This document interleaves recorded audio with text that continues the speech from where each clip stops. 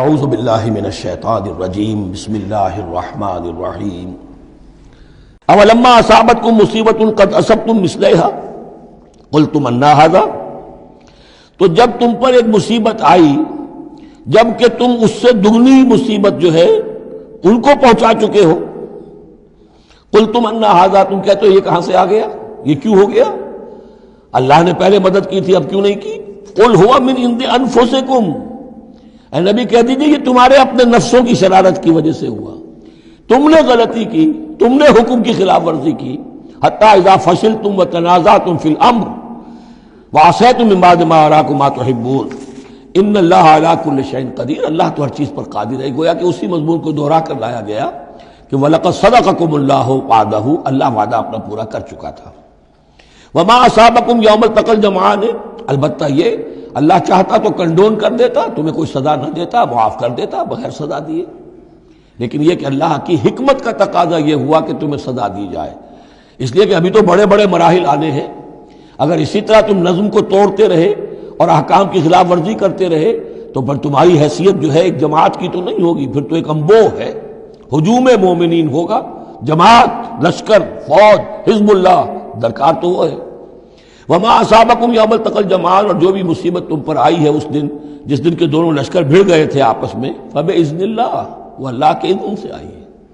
بغیر اللہ کے اذن کے تو یہ تکلیف نہیں آ سکتی تھی۔ وَلِيَعْلَمَ الْمُؤْمِنِينَ، اور یہ اس لیے کہ اللہ جان لے کہ کون ہے اصل مومن، حقیقی مومن، صابر مومن، جو مستقیم مومن ہے۔ وَلِيَعْلَمَ الَّذِينَ نَافَقُوا، اور تاکہ دیکھ لے کہ کون ہے منافق۔ اور یہاں اصل ترجمہ ہم کرتے ہیں تاکہ اللہ ظاہر کر دے کہ کون ہے مومن اور ظاہر کر دے کہ کون ہے منافق۔ کھل گیا کہ نہیں؟ 300 کو لے کر عبداللہ ابن ابی چلا گیا تو اب سب کو پتہ تو چل گیا، آئندہ ان کی بات پر اعتبار تو نہیں کریں گے، وہ چکنی چپڑی باتیں کریں گے تو ان کی باتیں جو ہے کان لگا کے سنیں گے تو نہیں۔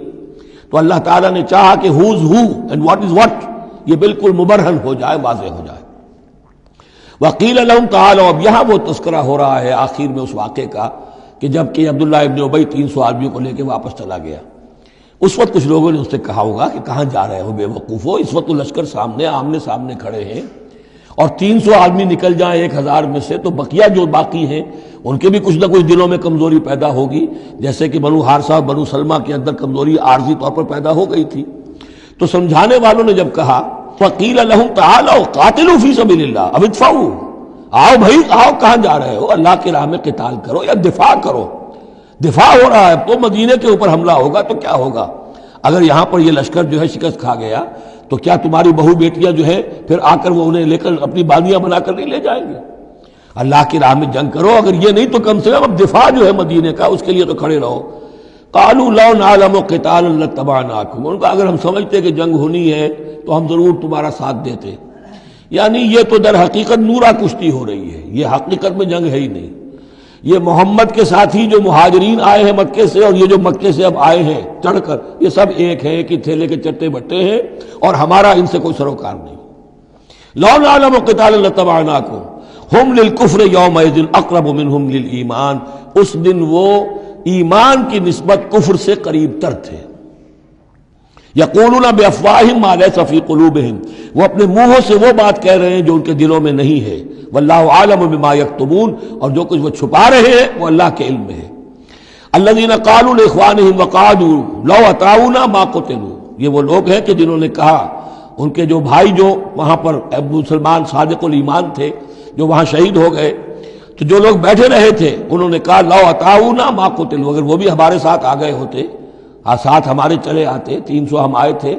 وہ اور بھی آ جاتے تو قتل نہ ہوتے۔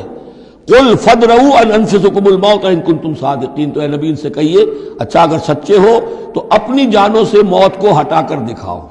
کیا موت سے بچے رہو گے؟ کیا موت یہاں گھروں میں نہیں آئے گی؟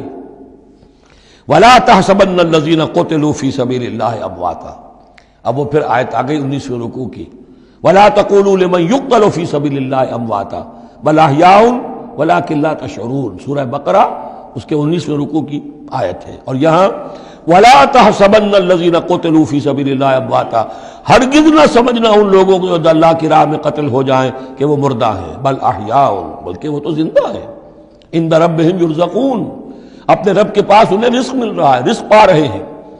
فرحین بما آتاہم اللہ من فضلہ، وہ تو خوشیاں منا رہے ہیں، شادیانے بجا رہے ہیں جو کچھ اللہ نے اپنے فضل سے ان کو عطا کیا ہے۔ وَيَسْتَبْشِرُونَ بِالَّذِينَ لَمْ يَلْحَقُوا بِهِم مِّن خَلْفِهِمْ، اور ابھی وہ خوش وقت ہو رہے ہیں، خوشخبریاں حاصل کر رہے ہیں کہ ہمارے اور بھائی بھی جو پیچھے رہ گئے، ابھی شہادت کی خلت انہیں نہیں ملی، وہ بھی آئیں، اور جو ہمیں اللہ تعالیٰ نے ناز و نعم کے اندر اس وقت رکھا ہوا ہے اس سے وہ بھی شاد کام ہوں جو ان کے پیچھے ہیں۔ اللہ خوف علیہم ولا هم یحزنون، کہ ان پر کوئی نہ خوف ہوگا اور نہ وہ کسی حزن سے دوچار ہوں گے۔ یستبشرون بنعمت من اللہ وفضل، اور وہ تو خوشیاں منا رہے ہیں اللہ تعالیٰ کی نعمت کی وجہ سے اور اس کے فضل کی بنا پر، وَأَنَّ اللَّهَ لَا يُضِيعُ أَجْرَ الْمُؤْمِنِينَ، اور یہ اس بات پر کہ اللہ تعالیٰ اہل ایمان کے اجر کو ضائع نہیں کرتا۔ الَّذِينَ اسْتَجَابُوا لِلَّهِ وَالرَّسُولِ مِن بَعْدِ مَا أَصَابَهُمُ الْقَرْحُ۔ اب یہاں اصل میں جو آیات آ رہی ہیں اس کے بارے میں دو قسم کی روایات ہیں تاریخ کی۔ ایک تو پختہ واقعہ یہ ہے کہ حضور صلی اللہ علیہ وسلم نے جب یہ پتہ چل گیا کفار چلے گئے، اب جو بھی کچھ ضروری کام تھے وہ کیے، جو بھی شہداء تھے دفنایا، پھر اچانک آپ کو خیال آیا کہ یہ کفار چلے گئے ہیں، لیکن ہو سکتا ہے انہیں اپنی غلطی کا احساس ہو کہ مسلمان جو ہیں اس وقت تو یوں سمجھیے کہ وہ بالکل اس حالت میں تھے کہ ہم ختم کر سکتے تھے کہ دوبارہ نہ آ جائے، سیکنڈ تھاٹ نہ ہو۔ تو آپ نے فیصلہ کیا لوگوں مسلمانوں چلو تعاقب کرو تاکہ انہیں معلوم ہو جائے کہ ہماری ہمت ہاری ہوئی نہیں ہے، انہیں پتہ چلے گا کہ مسلمان اس وقت بھی اس کیفیت میں کہ ہمارے تعاقب میں آ رہے ہیں، تو پھر وہ جرأت نہیں کریں گے۔ تو اس وقت اہل ایمان جو تھے انہوں نے اس کے باوجود کہ جسم جو ہے زخموں سے چور چور تھے، اتنا بڑا صدمہ پہنچا تھا، پھر وہ تیار ہو گئے اور حضور 8 میل تک ہمراہ الاسد تک چل کر آئے مدینے سے باہر، اور وہاں جو ہے ابو سفیان کو وہ خیال فی الواقع آ چکا تھا اور وہ لوٹنے کی فکر کر رہا تھا۔ ایک تاجر ادھر سے آ رہا تھا، اس نے کہا تھا جا کے مسلمانوں سے بتا دو کہ میں بہت بڑا لشکر لے کر آ رہا ہوں فوراً۔ تو آ کر انہوں نے کہا بھی،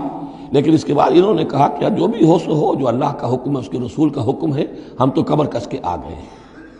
اسی طرح کا واقعہ بیان ہوتا ہے کہ ابو سفیان جاتے ہوئے یہ کہہ گیا تھا کہ اب اگلے سال دوبارہ ملاقات ہوگی بدر میں،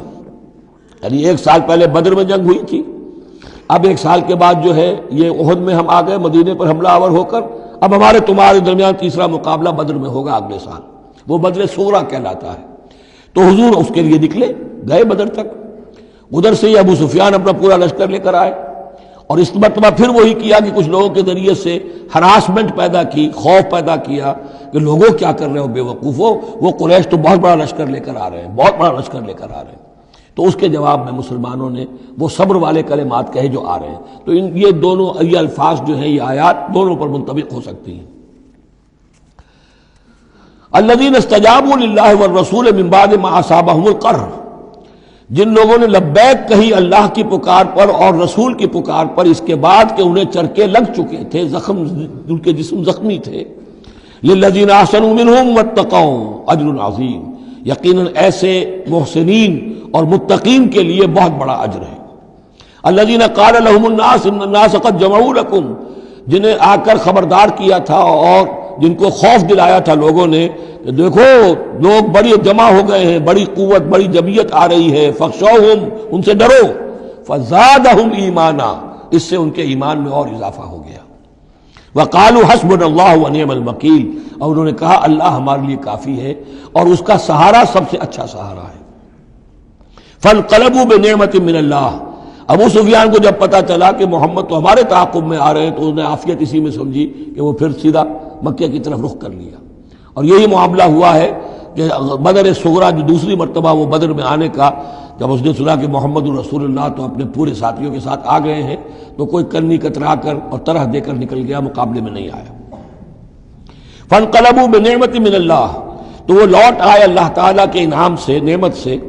وفضل، اور اس کے فضل سے، لم یمسسہم سوء، کوئی برائی ان کو مس نہ کر سکی، کوئی تکلیف نہیں پہنچی، آزمائش تھی وہ اللہ نے کر لی۔ واتبعوا رضوان اللہ، انہوں نے تو اللہ کی رضا کی پیروی کی۔ واللہ ذو فضل عظیم، اور یقیناً اللہ تعالیٰ بڑے فضل کا مالک ہے۔